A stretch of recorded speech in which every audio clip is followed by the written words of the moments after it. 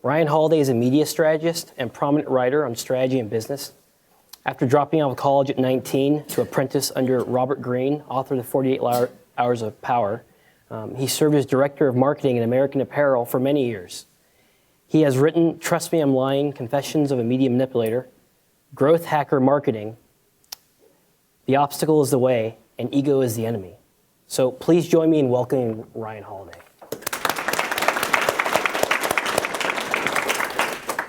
All right, Ryan, so for my first question, it's like an interrogation. All right. So what is the ego and how can it get in the way of our success? I'm not talking about the Freudian ego, which is probably sort of above my pay grade to talk about. I'm talking about sort of the colloquial ego. I guess I'm talking about like the Trumpian ego, right? When you think you're better than everyone else, when you think you have all the answers, when your sense of your own skills or values far outstrip the reality of your situation, I would say. There's a line from Bill Walsh. He's saying ego is when confidence becomes arrogance. So I think it's that line where you're no longer you're not just confident in what you're doing. You think that you are like God's gift to humanity. And I think I'm not saying that everyone is an egomaniac, and that only egomaniacs need to sort of think about the role in ego. I'm saying that we all make decisions out of ego at various points in our lives. These are usually big mistakes. These cause problems for us. So what I think happens is, if because of your sense of self-identity you've detached from reality in some way, it makes whatever it is that you're doing harder than it needs to be, right? If you're an artist and you sort of detached yourself from reality, you're not going to be able to relate to your audience. If you're a business person and you're not able to see the flaws in what you're doing, you're not able to listen to your customers, your product's going to get worse, so on and so forth. So I think realism, a sense of the world that you live in, is really critical to most of the things that we do, and I think ego gets in the way of that. So how do we become aware of our ego? I think we all, it's interesting, I think most people are good at diagnosing ego in other people.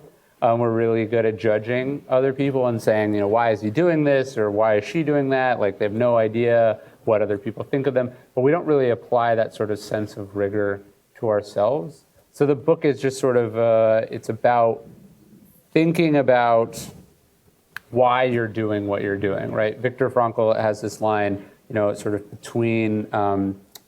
between stimulus and response, there's a choice, right? Or there's a pause. And if you can pause there and you can reflect, you can decide whether you want to respond or how you want to respond.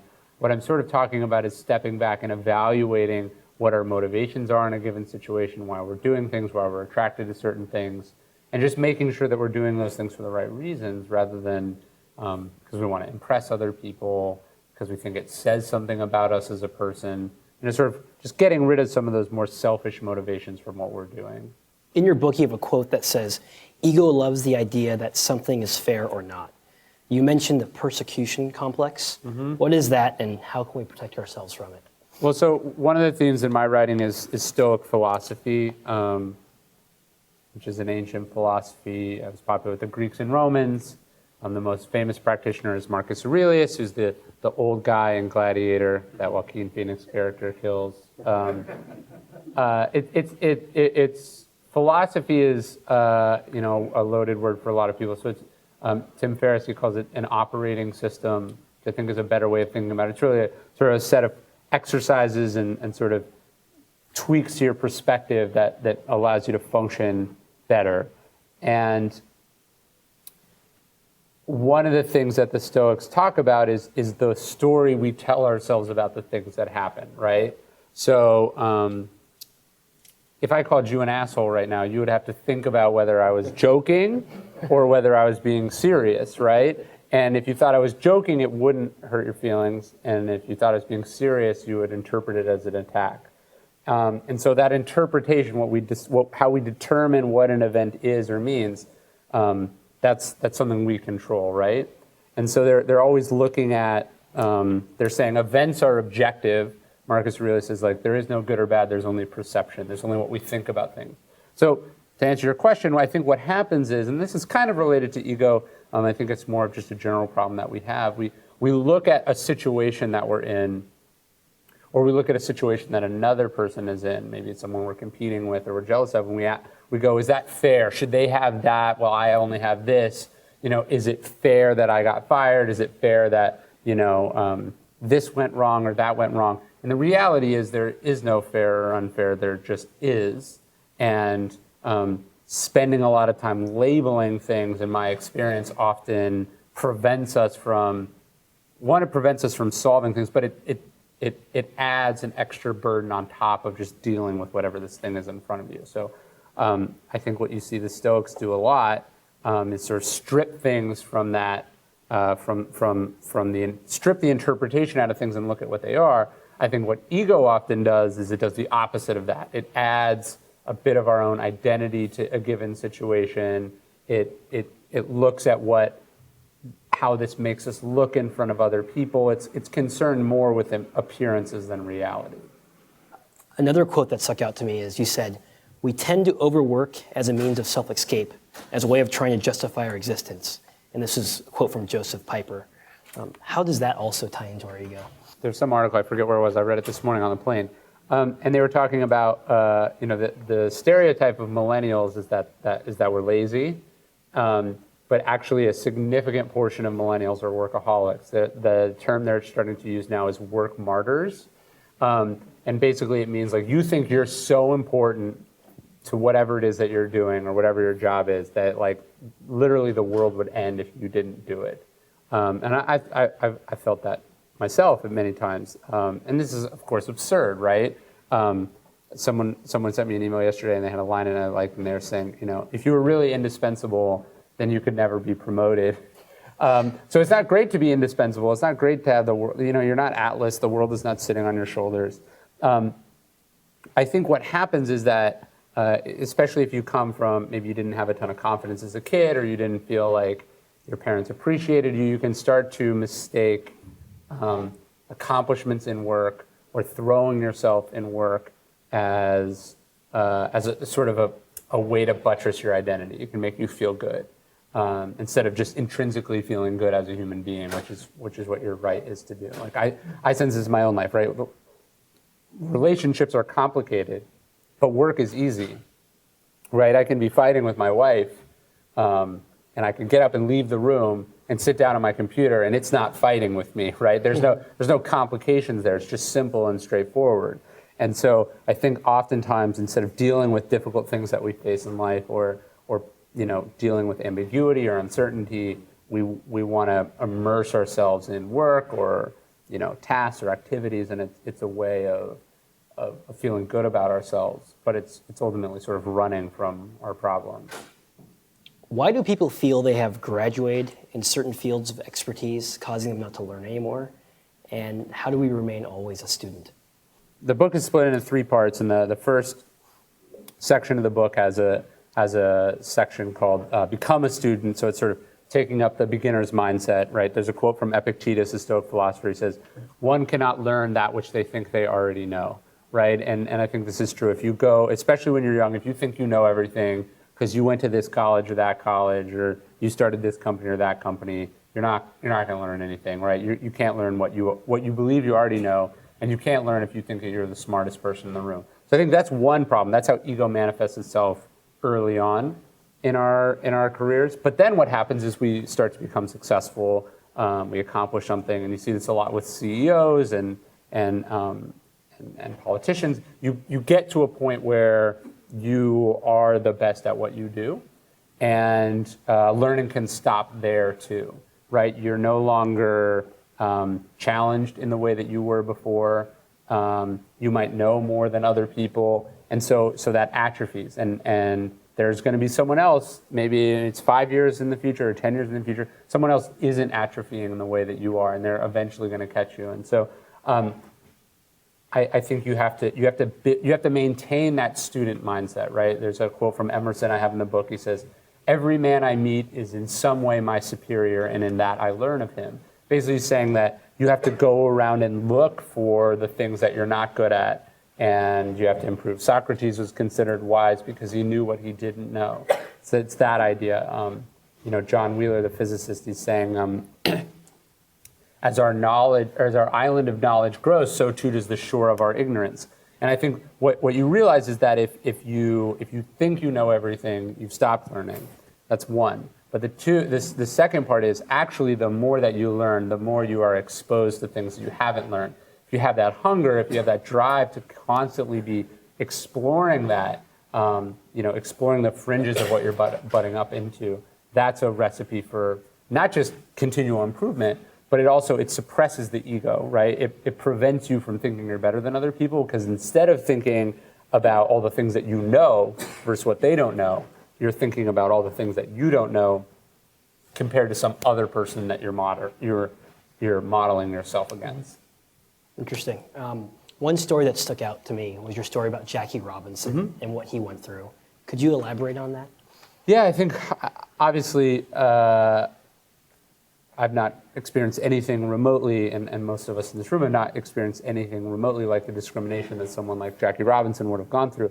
But it's interesting when you look at his life, especially his early years, no one would have, I think, predicted that he would have been the guy that integrated Major League Baseball. Not because Jackie Robinson didn't feel strongly about equality and civil rights and wasn't a talented athlete. It was that he felt too strongly about these things, right? He got into fights all the time. He got arrested in multiple instances. Police officers pulled guns on Jackie Robinson because he was resisting arrest or he was fighting. He would get into trouble. And I think any of us reasonably would react that way to sort of blatant discrimination and racism. But he was in the Army. He got kicked out of the Army basically because he refused to go to the back of a bus, which he shouldn't have had to do, but someone was insisting. And then the way he handled it was so over the top that he ended up getting a discharge.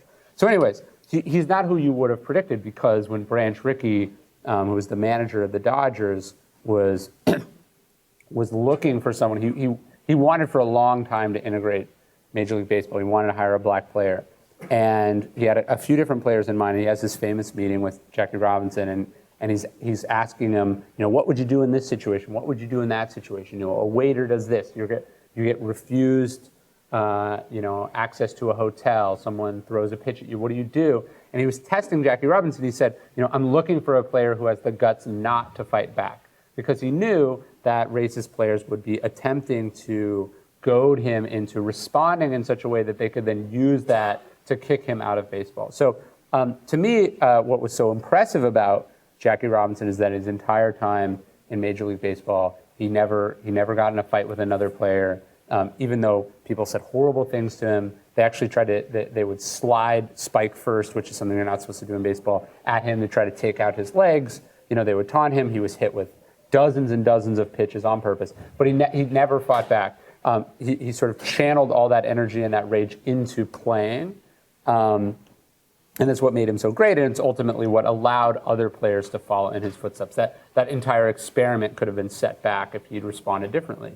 And so to me, the analogy is I think we all face examples like that in our lives. Again, not as severe, but you're the youngest person hired by a certain company. You are, your wife or your husband, their family doesn't approve.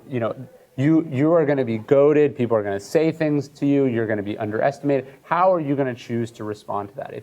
If you are ruled by your emotions, if you're ruled by your passion, if you're ruled by this sense of justice in the short term, and you insist on getting your satisfaction and your respect in every one of those situations, you're not going to make it very far. You have to be able to bite your tongue. You have to be able to think long term. You have to have some sort of sense of mission and purpose that allows you to transcend the petty concerns in a given situation. You get shit on a lot when you try to do big things, and you have to be comfortable with that and okay with that, and you have to be able to persevere through it. So that's the story. Yeah, it was a great story. Thank you. One of my mentors, his name was Frank, and he went on to become one of the first African-American directors in a prominent tech company. Mm-hmm. And he had a history of, he actually marched with Dr. Martin Luther King during the Civil Rights Movement. and he got brought in through the tech company's diversity program.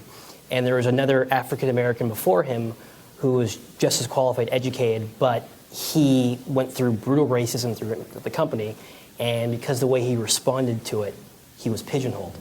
And that person became a mentor to Frank and basically gave him the same advice that Jackie received, which allowed scores of other African Americans to follow him and actually become, earn other positions in corporate America or nonprofit work, which weren't not accessible to minorities before. So what are the positive aspects of ego? I mean, we talk about arrogance, but could there be a positive aspect when people, like, let's say, lack self-confidence in a situation? Well, I mean, one of the things that I've spent a lot of time thinking about is that exact question, right? You don't write a book saying ego is bad without, maybe spending a couple of seconds thinking about if it has some positive traits. The way that I define it as sort of delusion and arrogance and superiority and this sort of group of traits, I would say no. I don't think there's any reason that you want to introduce those things into your life. Now, is confidence important? Absolutely. But I want to make the distinction between confidence and ego. I talk about this a lot in the book. The distinction is that confidence is earned. Confidence is based on fact, on experience, on information, and ego is based on what we, if confidence is what is real, ego is what we wish to be true, right? It's Aristotle has this concept of the golden mean, right? And so he's saying that every virtue is basically the midway point between two vices, two extremes. So he's saying courage is halfway between recklessness and cowardice. And it's right there in the middle. Or generosity is halfway between, again, sort of just giving all your money away and being tight-fisted, right? And so I think I would put confidence in the middle between ego, sort of self-absorbed superiority, and then on the other, ironically, I think a lot of people who are crippled by self-doubt just spend too much time thinking about themselves. They think they know everything. They think they know why you're screwing them over and why this will never work and all these things. So I consider confidence and humility in some ways to be synonyms, right? Humility literally means it's lowliness, but the definition we have of humility is someone who sort of knows their strengths and weaknesses. They accurately see themselves. They don't think they're better than anyone else. They're sort of inwardly focused. To me, confidence is similar. Confidence is knowing what you're capable of, right? It's saying, hey, I know I can do this because I've done similar things before, or I know that I'm a quick learner. I know that I'm not going to quit. Those are things to be confident in. Just going in and thinking, hey, this is going to be easy. I'm the greatest there ever was. That, or not even bothering to stop and think about what would happen if it turned out to be harder than you expected or whatever. That's where ego is problematic. Right. And I think a lot of startups in Silicon Valley, I mean, you're going against the odds to start a company. Yeah. So you have to puff yourself up. And well, then, you think that right, you do. Yeah. You think that you do. But this is typically a bad starting point, in my opinion, right? So obviously, yes, you have to. You are going into something where the odds are overwhelmingly against you. But lying to yourself does not change those odds in any fundamental way. I think what's actually courageous and brave is to say, hey, I'm doing this thing. I know that it's risky. I know that it's hard, but I'm confident in my own abilities that if it is possible, I can do it. Marcus Aurelius has this line, he's saying, if it's humanly possible and you're a human, then you can do it, right? And so that to me is not delusional, but going in and thinking like, oh, of course, I'm starting the next Facebook and in 2 years I'm going to sell it for, having this sort of sense of certainty about something that you cannot be certain about, that is, predicated on numerous, contingencies that are outside your control. I don't see how that's productive. And in thinking you're going to be next Facebook, you're missing a lot of steps in the process, right? Doesn't it? Yeah. I mean, look, you sit down to write a book. If you tell yourself you are writing the great American novel, that might help deal with your nerves a little bit, but it doesn't help you write the next great American novel. Kanye West is not a great rapper because he has a huge ego. He's a great rapper because he's a great rapper, right? Like, because he put in the work. He learned how to do this, and he spent hundreds and hundreds of hours doing it. So to me, it's all extraneous. That's not why people are good at what they do. Sure, in the way that, like, let's say a drug might mask an inner pain for a short amount of time before it escalates into an addiction. I think you can see a similar thing with ego, right? If you're starting a company, writing a book, moving across country to become an actor, these are scary things, and you can numb yourself of that pain through ego and narcissism, I guess, but it doesn't. That's all it's doing. It's not making the pain go away. It's just numbing it slightly. Mm-hmm. And often I find that it pops up in other places. Right. What are 3 things we can do to check our ego? Well, I think just thinking about it is the thing that most people don't do, right? They're not asking, why am I doing this? Why is this so important to me? Why do I feel like I need to be right? They're not asking that question, and I urge people to do that. I think the thing we were talking about earlier about sort of always focusing on what you don't know, focusing on what there's left to learn. To me, what I love about writing is that it's an inherently humbling thing to do, right? Every day I wake up and it's not as good as I want it to be, and it never will be as good as it is in my head. So that suppresses the ego. Attaching yourself to some larger pursuit of mastery, I think, knocks down the ego a little bit. And then I think, the big thing for me is sort of disconnecting and experiencing something greater than yourself. I think that's another part of it. So, it's hard to feel like you're that important when you're in like the redwood forest, right? When you're surrounded by things that are older than you will ever live to be, that are taller than you will ever be, that could crush you in an instant. I think going out and experiencing nature, experiencing timeless things is another way to sort of combat the ego as well. I think oftentimes if you were living and breathing your work and that's all you're thinking about, it becomes the most important thing in the world to you. And that skewing of your priority can hold you back as well. Gotcha.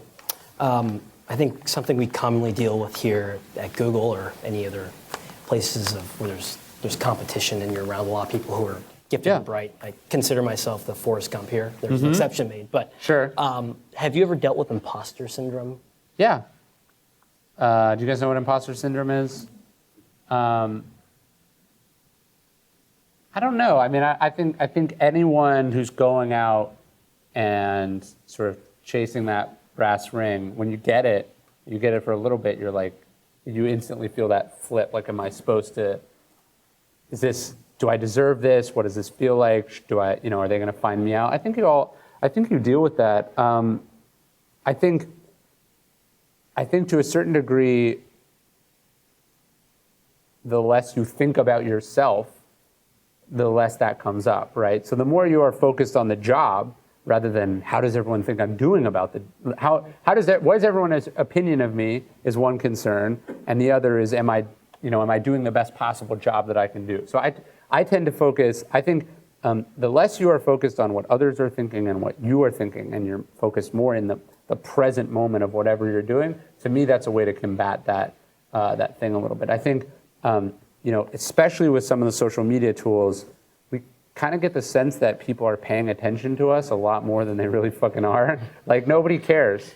Nobody cares. And nobody's watching. You know what I mean? And if Be you a good can, title for your next book. Yeah. The original title I wanted to do for the book when it was sort of about a different topic was your life is not a novel and this is not a movie. Like, we think that we're in this movie and that we're the star and everyone's just like, but everyone thinks that, right? And so that doesn't work. That's inherently in conflict with each other. So if you can stop thinking that there's this audience who's like observing your every move and dissecting this like you're a Kim Kardashian or something, the easier it is for you to just focus on whatever it is that you're doing. Right. So it's like this imposter syndrome, inherent within the logic is, somebody is searching and trying to find out who should be here and who shouldn't be here, and the reality is no one is doing that. I think Naval Ravikant for Angel List says that everyone thinks they're in their own movie. Totally. And he looks at situations as if he has a challenge, he's like, okay, maybe this person is the part of the plot, or this person could be the villain or something, or maybe I am a sidekick in someone else's movie. To take the centeredness out of the whole entire story. Well, I think that attitude just makes everything seem a lot more important than it is, right? You get this sense that if your life has to correspond or feel like a movie, you have to exaggerate the importance of everything. The reality is, if your life was a movie, it'd be a really boring one, and it'd be really long. So, maybe that's not a great metaphor. Right, that's true. Yeah. So another quote that stuck out was from James Basford. Mm-hmm. He said, "It requires a strong constitution to withstand repeated attacks of prosperity." So, how do companies prevent themselves from creating an ego of success and entitlement? Yeah. Well, I think we tend to be on guard for like the worst case scenarios, and we don't think that much about how the good scenarios, what changes they will bring, or how they will change us. I think that's what he's saying in that quote. It's like, one of the famous lines about Marcus Aurelius is from Matthew Arnold, who was like a Christian scholar and writer, and he was saying, he's one of the few people who was given absolute power, and he became better for it. That's like unheard of. We even have that line, absolute power corrupts absolutely.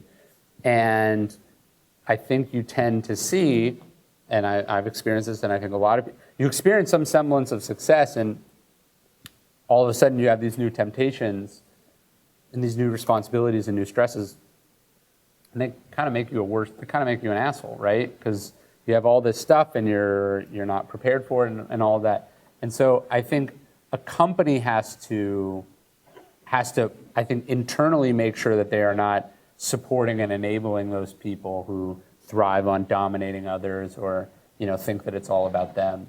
But also the company has to make sure that it's not buying into its own hype, right? Mm-hmm. That it's not that it realizes that they do that analysis where it's like 50% of the Fortune 500 companies from like 1950 are not in the Fortune 500 anymore, or some even higher number than that. Like your reign is very short, even when you're the best at what you do. And so, if companies can embrace that and sort of be open to the fact that there's tons of change and an industry shift, and that it doesn't matter how dominant you are right now, if you don't think about those changes and those shifts, if you don't embrace that disruption, it's gonna happen to you anyway, and you're gonna be on the wrong end of it. So I think it's also important that companies don't get that inner ego that we're the best, we're unbeatable. That's what happens to sports teams. It's why it's so hard to win 2 Super Bowls in a row or 2 NBA championships in a row, because the team tears itself apart. The egos ruin it. Gave me a flashback to my Lakers with Kobe and Shaq. Sure. Yeah, a couple of championships are left on the table because of politics Definitely. Inside. In your chapter in Always Love, you include the following quote from Martin Luther King: "Hate at any point is a cancer that gnaws away at the very vital center of your life and your existence. It is like eroding acid that eats away the best and the objective center of your life." Can you talk more about this quote? Yeah, I think anyone here who's ever been screwed over or hurt by someone, I would ask yourself what the emotions you felt afterwards, were those a positive force in your life or a negative force, right? Mm-hmm. So does the bitterness or resentment or anger that you felt at that person, did it, 1, do anything about the situation? And 2, did it alleviate the pain that you felt at all? And 3, did it improve your life, right? And usually the answer is no. There's a quote from Seneca. He's saying, you would never think to return a bite to a dog or a kick to a mule. But that's what we do, right? Someone hurts us, so then we want to hurt them back. Or someone says something judgmental about us, so we want to judge them. I think a better reaction is obviously compassion. It's to try to think about where this person is coming from. There's a good line, I think it's from Socrates, he's saying, no one does wrong on purpose. Obviously, there's sociopaths out there in the world and horrible people, but generally, think about all the times that you've hurt other people. When you did it, were you consciously attempting to hurt them? Or that you didn't know, or you weren't thinking, or you were caught up in the moment, or whatever, right? And so it's like, we cut ourselves breaks all the time, right? That's how we live with ourselves, but we cut other people very few breaks. And not only do we not cut them breaks, we hold on to whatever they did to us, and it eats at us, and we carry it around with us. And so the chapter there is that, oftentimes the way ego manifests itself when we're doing great is one problematic form, but the way it manifests itself when we're going through something tough, when we lose, when we end up on the wrong end of something, we often extend that painful period because, we hate instead of letting it go, or better, just appreciating what happened and the people involved. Right. It's like easier said than done, though, of course. Of course. That's true. It's like drinking the poison and expecting someone else to die. Yeah, that's exactly right. That's a great line. So you were talking in your book about like outcome independence and not focusing on results. Sure. Can you share the story about the writer who wrote the Confederacy of Dunces? Yeah. Has anyone here read A Confederacy of Dunces? It's an amazing book, right? It's maybe the funniest book. I would say the funniest novel ever written. It's just amazing. It's so funny that they can't turn it into a movie. Like they've tried. Like John Belushi, Will Ferrell. It's been like this perennial book. They've never been able to turn it into a movie because it's so funny. But anyways, it's amazing. So this guy he wrote, his name is John Kennedy Toole. He wrote this novel. He submits it to Simon & Schuster, and they say like, no one is going to publish this. This book is not good. I'm sorry. And he argues with them, and they say like, look, it's not going to work. He talks to a few other people, and basically he resigns himself to the fact that it will never be published, and he puts it in a drawer in his desk. And a few months later, he commits suicide alone in a back road in Mississippi. He attaches a garden hose to the exhaust pipe of his car, and he dies. And it's the tragic literary loss. Although people didn't know this at the time, his mother finds the manuscript a few years later in the desk drawer they left it in, and she takes it. She reads it. She thinks it's good. She takes it to a literary professor in New Orleans, who happened to be a writer named Walker Percy, who's also an amazing writer. He reads it. He immediately recognizes it as a work of genius. He has it published by the University Press there in Louisiana, and it wins the Pulitzer Prize for Literature that year. So. Obviously, nothing changed from the submission to Simon & Schuster to it winning the Pulitzer Prize.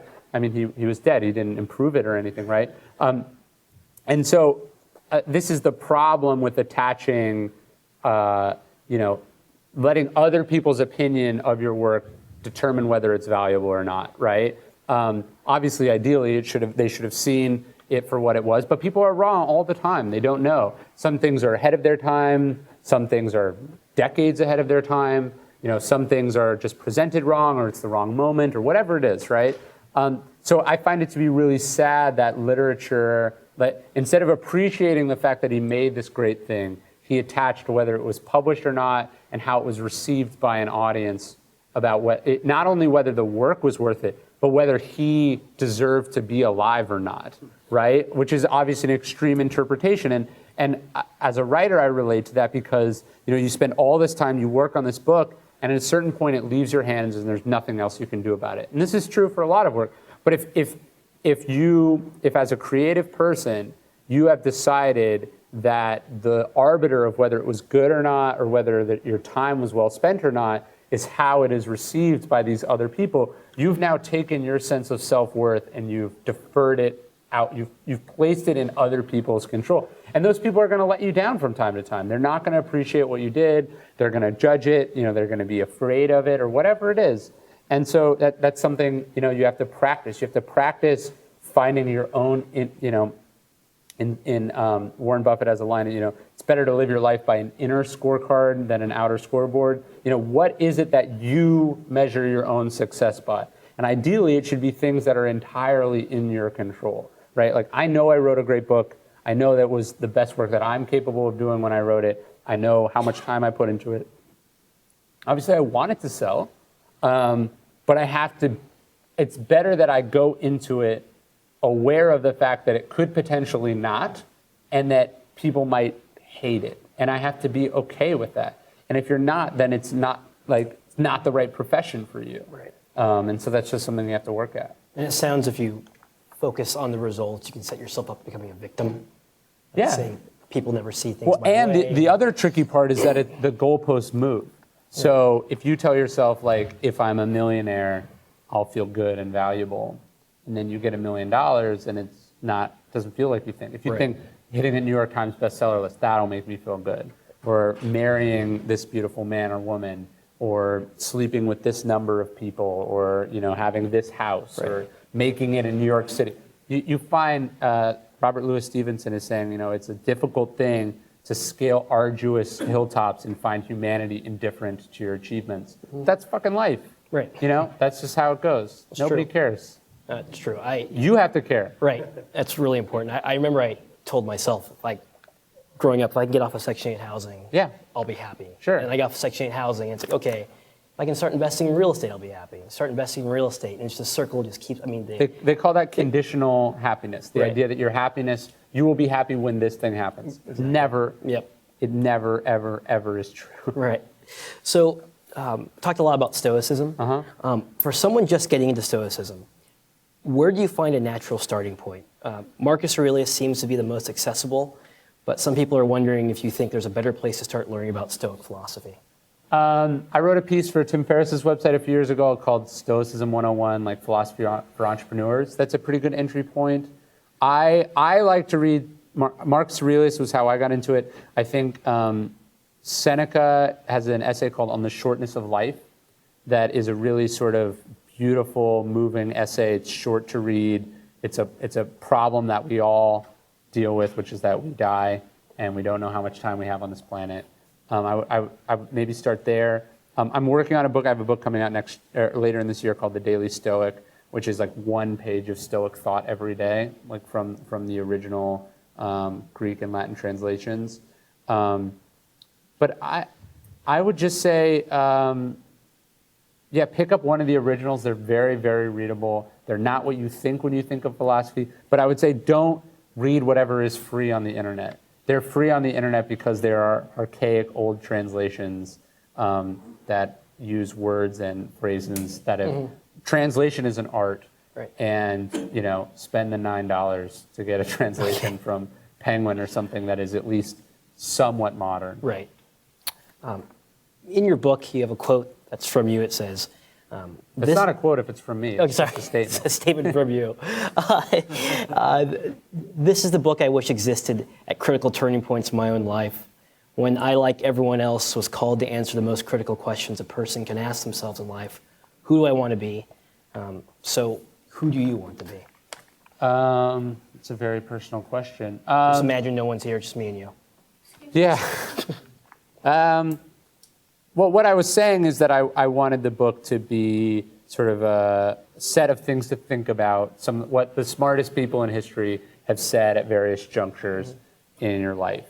And I don't think like you just are this one thing. Obviously, I want to be a writer, but I want to be a good one. I also want to be just a good person. I want to be a good husband. I want to be a good father. I want to be any of these things, right? So I don't think there's one thing that I want to be, and I don't think I necessarily have like an answer to that question. But it's a question I think you're facing, and what you want in those moments is not to wing it, to go like there's this quote I have from Bismarck in the book where it says, "Any fool can learn by experience."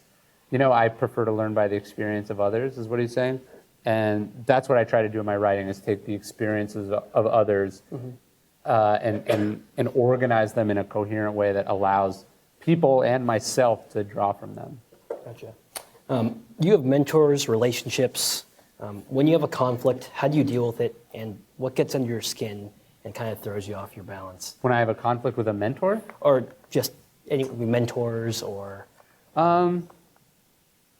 typically I find, I'll give you this one trick I found. So when I worked at a large company, I found that there would often be like conflicts between two people. You're arguing over email, and someone wants to get the last word, right? I would decide when I would have the last word, right? So I'd be like, I said what I'm going to say. There's nothing that you can say here that's going to change my opinion. So I'm just going to basically I remember I was in this like argument with someone, and I said what I had to say. Like I said my piece. And then I was going to do whatever I was going to do, and they responded, but my phone ate their email, and I didn't see it. And then like 2 months later, so I forgot all about it and I moved on. And then I found their response like 2 months later and I read it and it made me really angry. And so I was like, if I just never found this email, like, and we'd interacted with each other in between then, all was, things had gotten better. So you're drumming up the old. Yeah, it was like, and so I was like, why, I can just do this myself, right? Like I can just, like when I'm done, and I'm not gonna, like, so oftentimes I find, like Lincoln did this, Abraham Lincoln, he would get in a fight with a subordinate or a general or someone, and he'd write them a really long letter describing all the things that they did wrong, that he was mad about, and laying out his opinion, and then he would put it in an envelope and he'd leave it in his desk. And we only know that a lot of these letters existed because we found them, but he would never mail them. And so that, like, I would say the vast majority of the conflicts, it's not that you're avoiding them, but it's that if you cease to prolong and escalate them, they eventually resolve themselves and go away. It's true. So going like into our society, what do you think are the general character traits and trends of our current culture? And what do you think are the most potential dangerous things about these traits that should be addressed? That's a good question. I would say a lot of the trends that we're seeing are just the timeless things. People are selfish, people are rude, people are greedy, people are scared. There's nothing that's happening in this current election cycle that you couldn't find in any history book, right? Other than some of the technical tools at which it's being distributed by. It's like, the more things change, the more they stay the same. So I think you can focus on these new little things that might be changing, or you can just sort of look at the timeless. People have been doing what they do forever. So I try not to spend that much time thinking about it, right? Like, I'd rather look at myself, and I'd rather look at the things that I need to improve in my own life than like lament that millennials aren't driving enough cars or buying houses or whatever the things that people get upset about. Right. Things you have no power over. So totally, and that might be a trend or it might not be a trend. In Texas, where I live, the first 3 years I lived there, they were talking about how there's a drought all the time, and everywhere you go, people would talk about this drought. And it's like that in California now. And then in 1 month, the entire drought was erased with 30 days of straight rain. And so I felt kind of stupid about how much time I thought about this drought, right? Because like, it's not a long enough sample size, right? How do you know if it's a drought or not? So I think we tend to get concerned and wrapped up with these things that seem big and seem like there's enough evidence for them, but really we're just being very myopic. So now at this point, I want to go to audience Let's do it. questions. Does anyone? Oh, great. So he's asking, philosophy to most people seems academic and theoretical. Stoicism as a school is unique in how eminently practical it is. Is it unique? Yeah, it is and it isn't. I would encourage you to read, there's a book by a French philosopher named Pierre Hadot. It's called Philosophy as a Way of Life. And he's basically saying that Stoicism in particular, but also Epicureanism and Cynicism, these were not systemic explanations of the universe the way that we think they are. Like Marcus Aurelius was writing meditations for his own private use. He had no idea that you and I would read it. He probably thought it would be destroyed upon his death, right? And you see this in other philosophers. They're really, think about it this way. Nicomachean Ethics, which is Aristotle's famous work, is lecture notes produced by his son. He's getting up there talking to a class about a lot of things. He's telling them what he thinks they need to hear on that day or this day. It's not this completely circular, definitive logical proof for anything. It's just what this smart guy was thinking about, But I think if you start to interpret philosophy as a way of solving the problems of life, Thoreau says this, it's to solve them practically, not theoretically. And Epicurus says, vain is the word of the philosopher, which does not heal the suffering of man. That's what philosophy, I think, historically was supposed to be. I think there's a decent amount of evidence for this. What happened as monotheism and modern religion sort of created somewhat around the same time, right? Seneca and Christ are alive at the same period. we get this distinction between, like, religion is how you're supposed to live your life and what kind of person you're supposed to be, and then philosophy is what you study in school. But that distinction did not exist previously. So my question actually isn't about the writing. Okay. But more along the lines of just, I was really curious because you've had sort of a non-traditional path. And I was wondering, how you went from, the thought to taking on something new to taking action. For example, leaving college, taking a non-traditional path, writing your first book. How did you go from that's a good speaking question. about it to action? I think the thing that most people make up is that these changes, they're epiphanies, right? Like, oh, I woke up and I knew that this is what I had to do. I tend to find that these life-changing decisions are, have you read the Thomas Kuhn's Structure of Scientific Revolutions? Basically saying we think that scientific breakthroughs are like, Archimedes in the bath. Like, I've got it. In reality, it's a slow accumulation that eventually destroys an existing paradigm. So you start to notice all these anomalies and flaws, and over time, and then eventually you realize that the existing explanation for a phenomenon no longer applies, and you have to come up with a new one. I think it's like that. It's like you think that this thing was what you wanted, and you're working at it, and you're going, but it's sort of accumulating, and you can shove those feelings down, or you can sort of put them over to the side, and what is this? I'm going to explore it, and it's a process.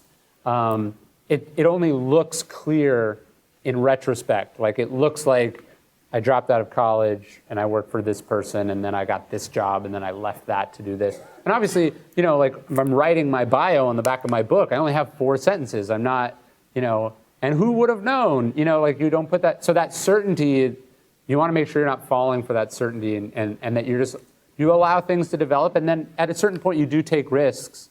You got to think through those risks and make sure you're comfortable with them. But I think I would say it's not from epiphanies. It's not from any sense of clarity. It's actually the opposite. It's whatever is going on right now is not working, so I'm going to try something different or new, and that does end up working for however long. So what do you think was the most important thing you learned from Robert Greene?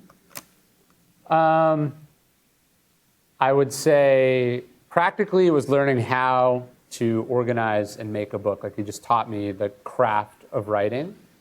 And then I would say as a person, I think he taught me, like, I think I'm intense and kind of high energy. Robert's very sort of calm and dispassionate, and he judges things slowly, and I don't feel like he's ever in a hurry. And so I'm trying and failing, but I learned a lot from that example. What was your favorite passage from your book? From my own book? Mm-hmm. That is a question I've not thought about. There's a line in the intro there's lines that you think are your best writing, and then there's sometimes you put in things that are just you thinking you're being clever or whatever. But there's a line in the intro where I say, when you finish this book, I hope that you'll think less of yourself. And I mean it in both senses of the word. Like, you'll just be thinking of yourself less, but also you won't think you're as great as you currently think you are. So I think that's clever. Hey, hi. Hi. I read your book, and I have a question about one of the characters in your chapters. Okay. Her name is Catherine Graham. Uh-huh. When I was Catherine reading Graham is she inherited the Washington Post company. She was one of the great female CEOs, maybe greatest CEO of the 20th century.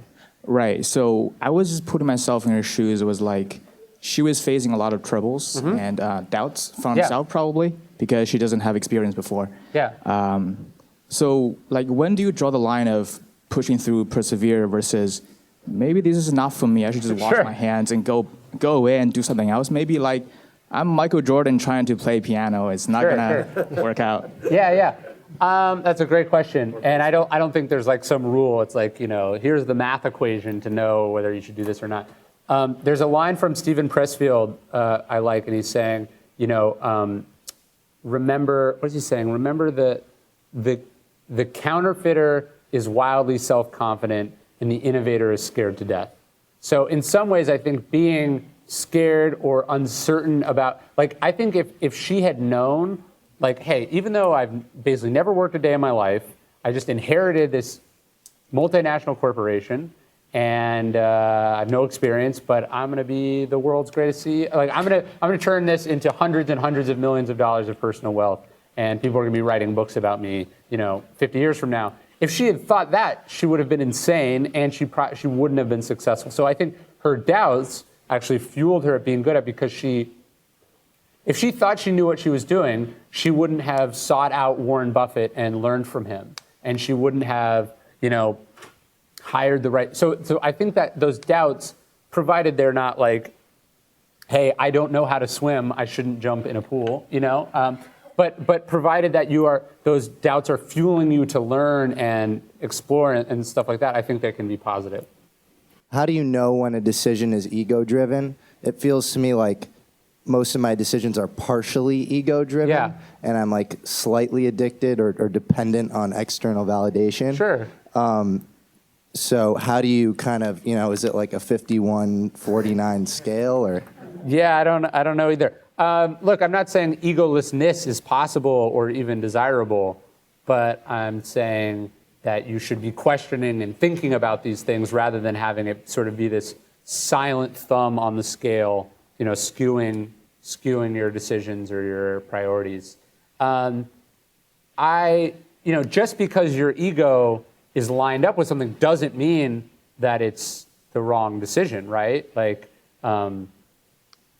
just you wanting to start some company to prove people wrong, that's not a great motivation. That doesn't say anything about whether the idea is good or bad, right?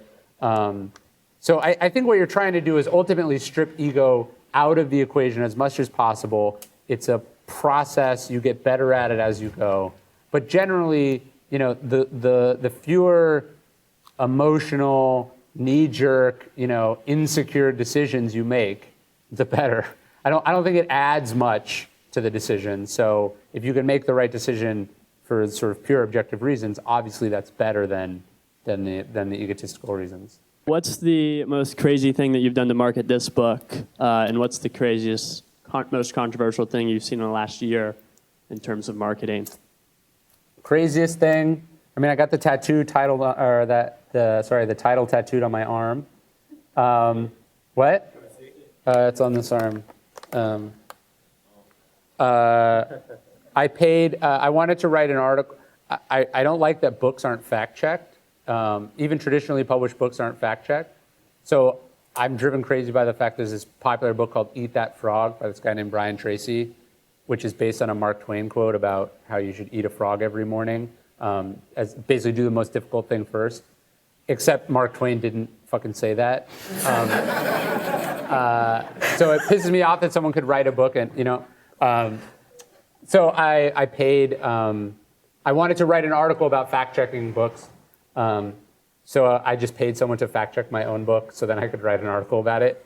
I didn't do anything crazy for this book, partly because, there's a certain ego in marketing, and I wanted the book to be, I wanted what I did for the book to be true to the book. So I didn't do anything crazy like I have for some of my other books, but I might in the future. I dig your writing. I guess I was curious with Robert Greene was your mentor, and he wrote books like The 48 Laws of Power. And so that seems to be kind of like, it's a certain mindset. And I wonder if if you absorb that way of looking at the world, then maybe that will tend you towards thinking of things in an ego-centered way. Sure. So I'm curious, how you'd respond to that. Sure. I mean, I do think it's important that you don't psychoanalyze a author and their book, right? So Robert Greene is talking about Robert Greene says that his books are amoral. Like, he's not saying this is how you should be. He's saying these are the rules of power. Choose the ones you want or don't want, right? So having known him and having worked with him, I've seen that he is not a ruthless, cunning, exploitative, evil person, right?